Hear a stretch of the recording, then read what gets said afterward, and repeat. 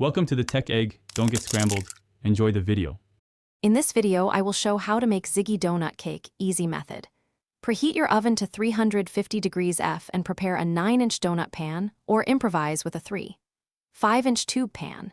Mix flour, sugar, butter, eggs, and milk until smooth, then separate batter for 2 colors.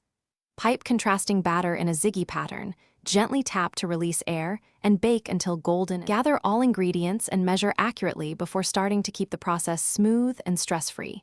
Sift the dry ingredients together to keep clumps from forming in the batter. Cream butter and sugar until light, then add eggs one at a time for even texture. Alternate adding dry mix and milk for a silky batter. Reserve a portion to tint for the ziggy lines to get crisp, defined patterns. Practice a short piping test on parchment to build confidence before filling the pan. Hold the bag at a consistent angle and move with a steady hand for even ziggy lines. Keep batter thickness similar between colors to prevent sinking or uneven baking. Fill the pan in layers if needed, then gently tap to level the batter.